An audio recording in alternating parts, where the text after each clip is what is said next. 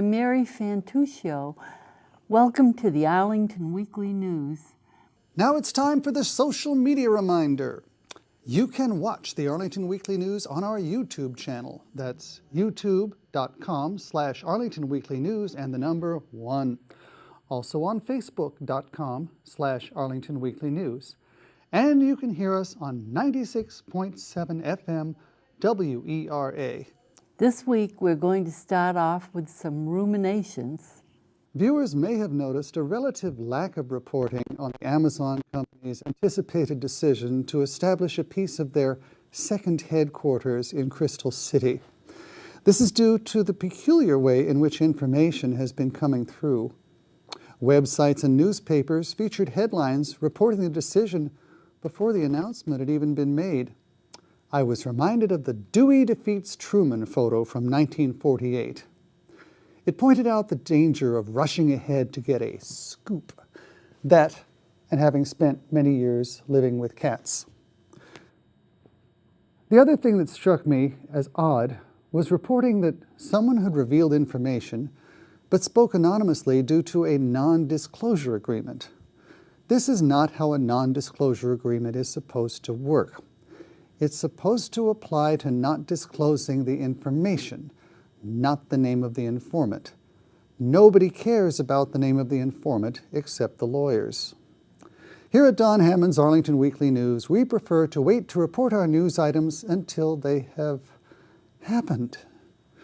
Our CBB and senior segments, of course, relay events that are upcoming, but they still have been formally announced. The actual Amazon is a great big river in South America. It's over 4,000 miles long, and it passes through Brazil for most of its length. As it moves along, it gathers up water from various tributaries, along with whatever elements and sediment are contained therein. Then it dumps it out into the Atlantic Ocean, far away from most of the smaller rivers that contributed to it. It's interesting to pretend that the water that flows through the Amazon River is like money. It draws from many sources and helps somewhat with life along the way, but in the end, most of it ends up going out of the country. There's probably some kind of metaphor there.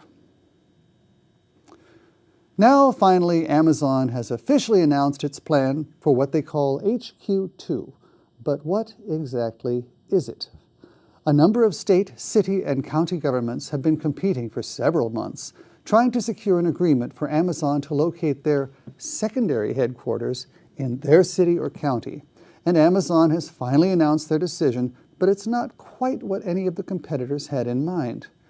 New York City's Queensboro and Arlington's Crystal City area are each selected to receive 1/2 of the operation. For Arlington's part, the Crystal City location is being rebranded as National Landing, but it's not just Crystal City, and it may not even include all of Crystal City. There's a little bit of Alexandria that's being rebranded as well. Some residents may feel that a part of their local identity has been traded away, especially those who have opposed the name change for Washington Lee High School.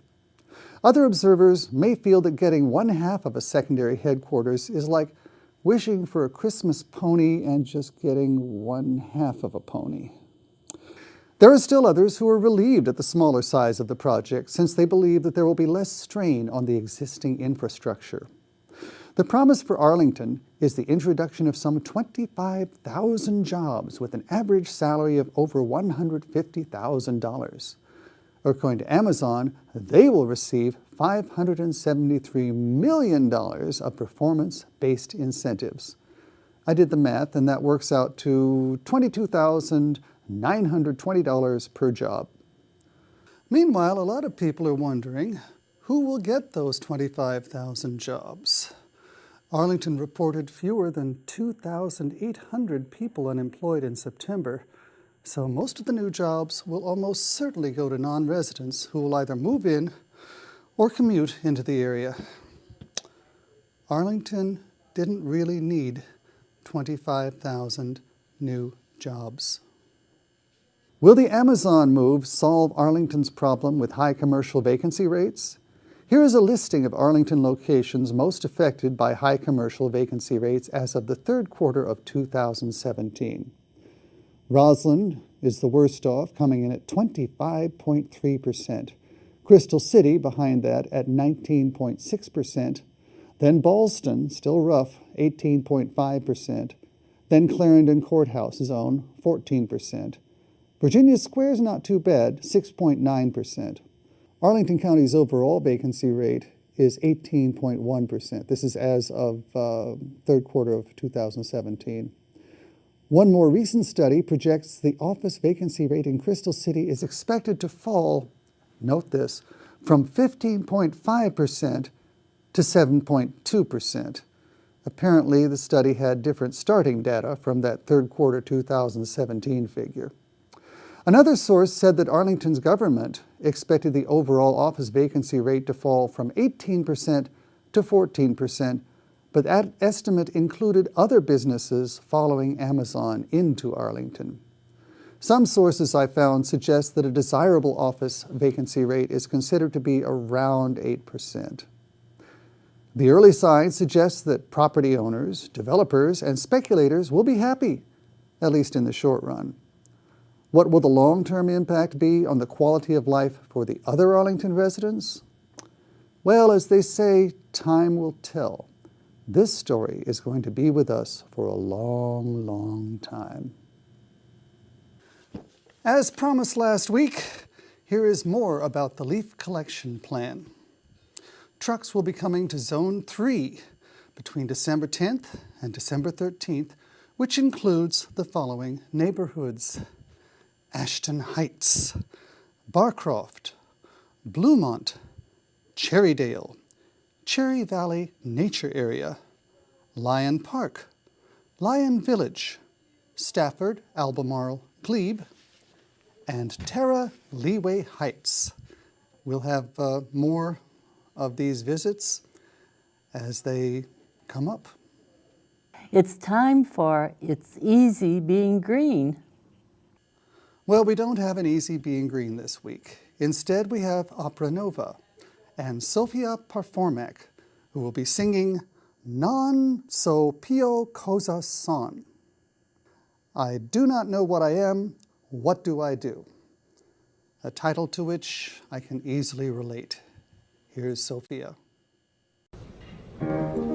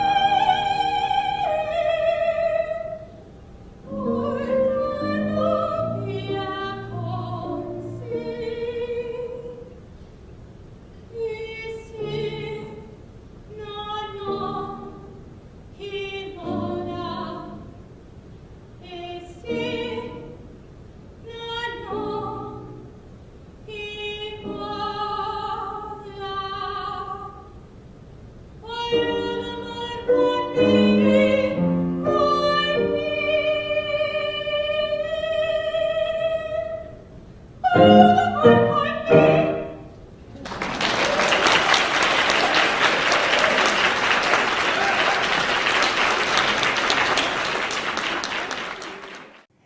time for Community Bulletin Board, or CBB. Garrett Peck, historian and author of several books, will be discussing his recent chronicle, The Great War in America. It's about the effect of the First World War and its profound effects. Globally, 4 empires and their royal houses fell. Communism emerged, and the map of the Middle East was redrawn. In addition, the United States established itself as a global power. The discussion will take place on Thursday, November 29, from 7 to 8 p.m. in the Barbara M. Donnellan Auditorium at the Central Library, 1015 North Quincy Street. Evening, pilgrims. Good Life Theater are coming to present a puppet show called The Rainbow Show. It's a zany variety show featuring hand and rod puppets. After the show, each child will get to create their own puppet to take home. Admission is $8 for Arlington residents. That's on Saturday, December 1 from 10 a.m. to noon at Walter Reed Community and Senior Center and Park, 2909 16th Street South. If puppets aren't your thing, you might enjoy the upcoming Winter Festival of Lights. It's a chance to experience the lighting of the Lee Highway corridor while checking out the local shops. There will also be information about plans for the future of this neighborhood. That's on Saturday, December 1, from 11:30 a.m. to 2:30 p.m. at Fire Station Number 3, 4100 Old Dominion Drive. Admission is FREE free. Dr. Chip Beck is a retired Navy commander and frogman, former CIA and State Department consultant, and NCIS agent, as well as a U.S. Army combat artist and editorial cartoonist. He will share his 45 years of experience along with what he calls a scattering of the forbidden topics of politics, religion, and sex. This presentation will also include his life as a Desert Storm artist, as well as an artist in residence at the Gettysburg National Cemetery. That's coming up Monday, December 3rd, from 3 to 4:30 in the afternoon at the Barbara M. Donnellan Auditorium in the Central Library at 1015 North Quincy. That's it for CBB. We hope you enjoyed it. Now I'd like to introduce Denise Pringle and her review of the musical Anything Goes. The latest gold standard musical to be reworked by artistic director Molly Smith and her fabulously talented creative team at Arena Stage is Anything Goes, a show filled with some of Cole Porter's best-known songs. Since first appearing on Broadway in 1934, it has been rewritten several times to make its book remain relevant. Billy Crocker boards the SS American as it crosses the Atlantic from New York to London to pursue debutante Hope Harcourt. His close friend Reno Sweeney, an entertaining evangelist, and his boss, a Wall Street tycoon, Elisha Whitney, are already on board. It's a farce inhabited by the working-class guy, the fabulously rich, and mobsters and celebrities. It uses ridiculous disguises while the guy gets the girl. Actually, several guys get their girls. It was written as a diversion from the Great Depression. It's silly and improbable. However, no audience goes to a Cole Porter musical to appreciate the story. They go to revel in the fabulous song and dance routines. Arena has assembled a glorious cast to deliver them. Corbin Bleu is best known as Chad in Disney's High School Musical, and his phenomenal dance skills will grab you in You're the Top and not let go till the explosive tapping finale. As his friend Reno, Sora Joy Ross lends vocals that enrich the witty lyrics. Much of the farce is played out by Stephen DeRosa as the criminal Moonface Martin and Maria Rizzo as his Moll Irma. pity the sailor who tries to evade her charms. The show has a lavish look to it, courtesy of set designer Ken McDonald and costume designer Alejo Vietti. Working in the round at Fitch-Chandler always poses its challenges for set changes. But when anything goes needs staterooms or the ship's brig to advance the story, they simply pop up center stage. The females in the cast are dressed in exquisite gowns for the elegant social life aboard ship and snappy nautical costumes for the finale. The sumptuous sound is the work of music director Paul Sportelli. In an attempt to make the story more relevant to today's modern audiences, director Molly Smith uses cross-cultural casting and reinterprets and changes racially insensitive scenes in the original material, while maintaining all the delights of the Cole Porter songs. Anything Goes plays at Arena Stage through December 23rd. Enjoy its delicious exuberance. It really is a lovely show. I'm Denise Pringle. Now back to the news desk. News for seniors now. There's a quotation that says, if you can breathe, you can practice yoga. To demonstrate this, there is a program coming up called Chair Yoga for Older Adults. It concentrates on gentle movements and stretching, which are performed while seated in a chair. No prior experience is required. And that's coming up Tuesday, November 27 from 5 to 6 in the p.m.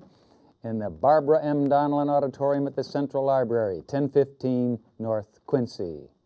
Next up is a discussion of The Handmaid's Tale.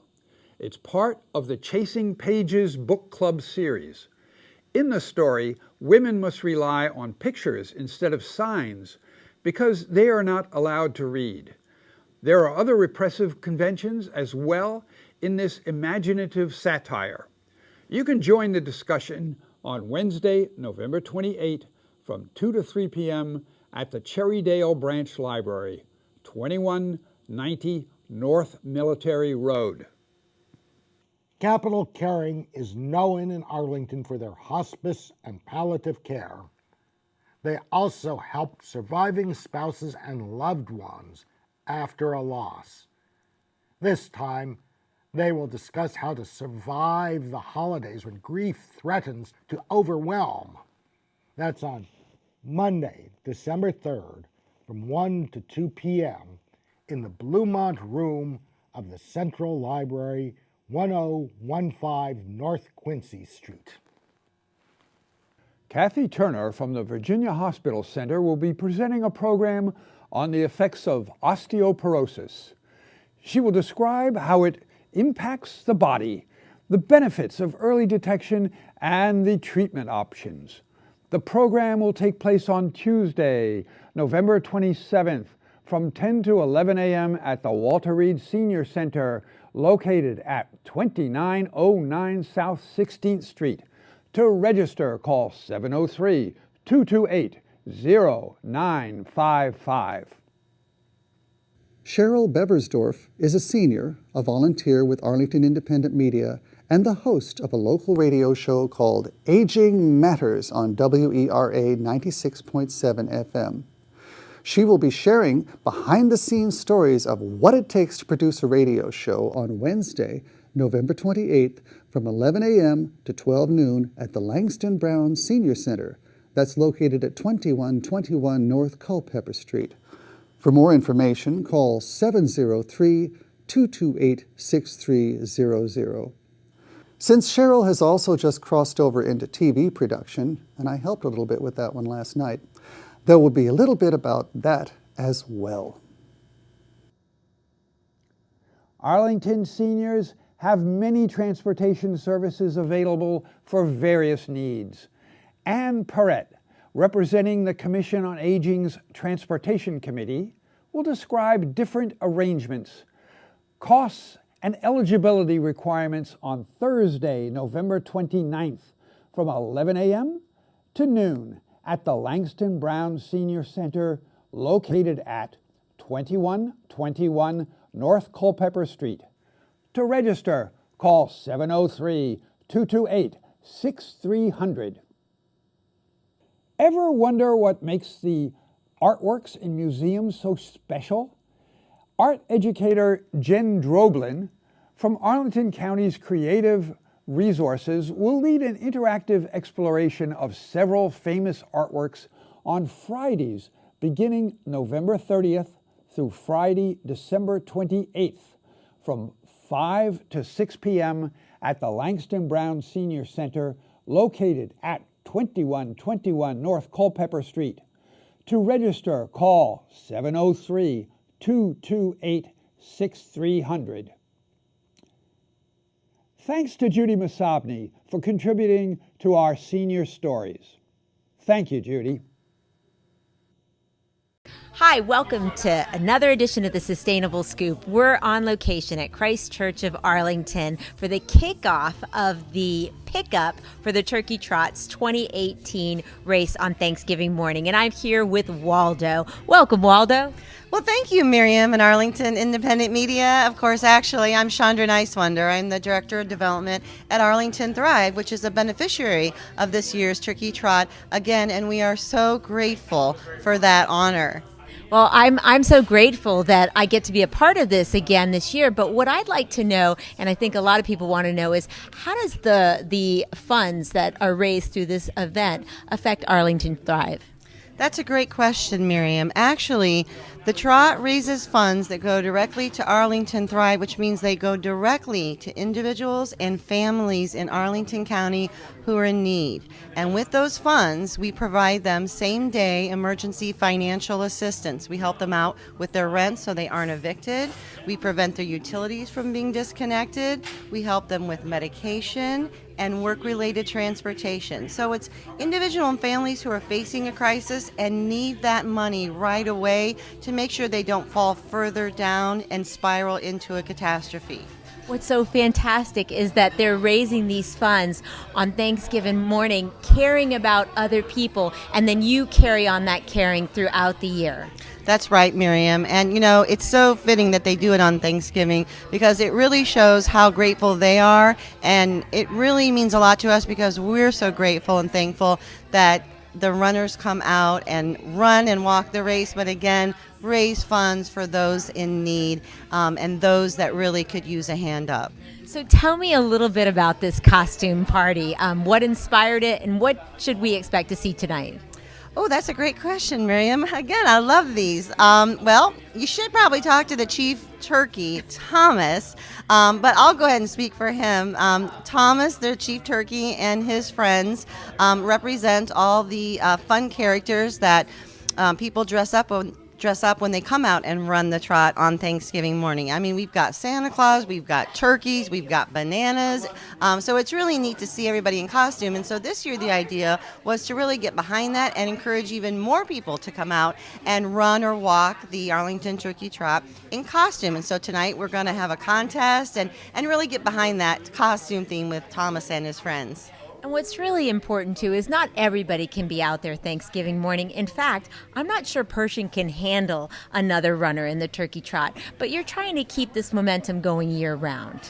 That's right, Miriam. And you know, there's other ways they can help. We need volunteers before the race. We need volunteers actually the morning of the race to kind of help corral the walkers and the runners, which I'm actually heading up. So there are other ways they can help throughout the year and the day of the race besides just actually participating. They can certainly help with recycling. That would be wonderful, don't you think? That would be wonderful. I do agree. Well, we want to thank everybody at Arlington Thrive for being here and encouraging us and giving us an opportunity to give back to this wonderful community and those in need.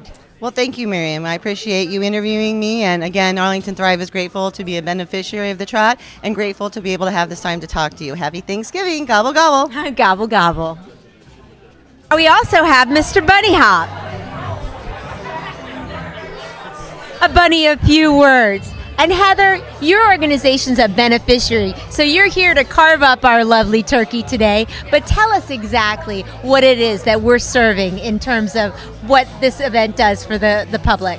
Absolutely. The Turkey Trot supports 6 nonprofit beneficiaries: OAR, Young Life, Bridges to Independence, ASPAN, AFAC, and Arlington Thrive. And so over the year, you know, you take this money that's donated to your organization and you use it. How do you do that? Absolutely. With the Turkey Trot funds, we're able to support men and women who are transitioning back to live in Arlington after incarceration. So it's so important that people deserve second chances, they deserve fair chances, and we want to welcome them back to the community, and the Turkey Trot helps us to do that.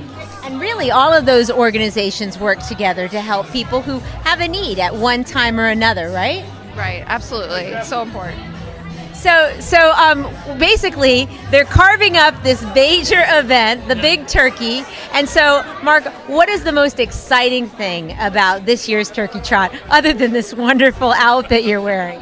The most exciting thing about this year's trot is this party, because this is the first time that we have had families. We've had, including, of course, children, that we have had Katie Crystal, our county board chair, serving as Ruth Bader Ginsburg, and our friend Denny Edelbrock is the Bunny Hop Bunny, and Allie Satori as our Thanksgiving table. This is exciting stuff. This is bringing our community into a place where we really are excited, and it's particularly exciting because we are at a time in our lives, in our country, when there's a lot of bad news. This is a lot of good news, and we're going to keep going with it for as long as we can. It's been a fantastic evening at Christ Church of Arlington. Before we wrap up, I would be remiss without recognizing one of the major sponsors of the event. Alexandra, you're with Virginia Premier. That's right. Yep.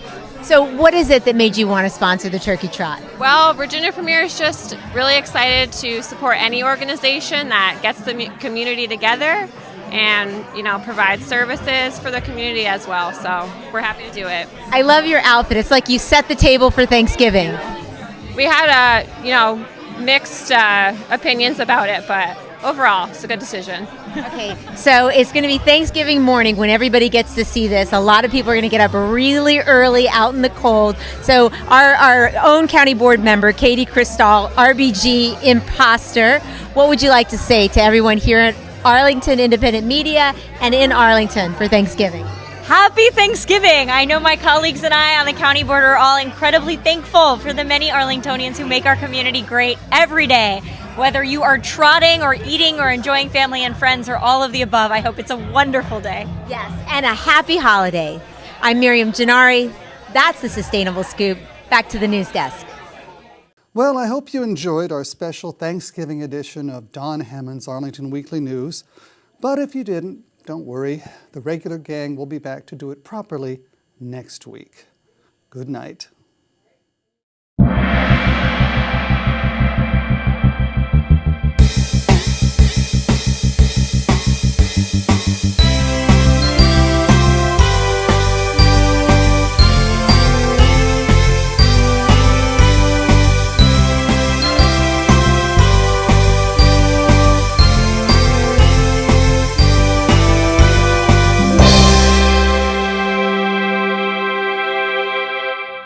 Kill me now.